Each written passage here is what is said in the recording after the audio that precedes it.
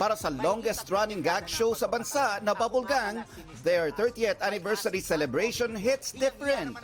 Naipon ang iba't ibang levels ng pagpapatawa sa iba't ibang skits ng mga satire, impersonations at iba pa.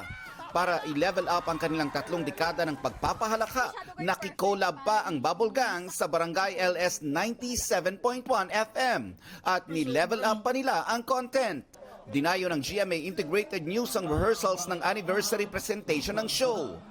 Ay, masaya to. Masaya yung anniversary namin. It's a live show with the other cast members and special guests ng Bubble Gang.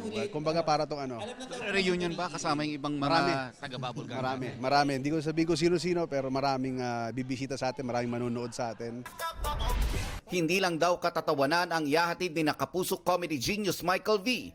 Paulo Contis, Charis Solomon, Matt Lozano, Buboy Villar, E.A. Guzman, Kokoy De Santos at marami pang iba. It's a trip down memory lane. Emotional ka?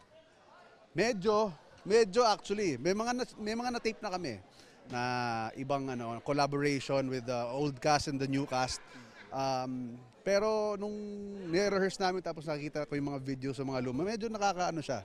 30 years. I've been with Bubble for almost 20. So, 18 to 20 years. So, it's more than half and I'm very thankful na naging part ako.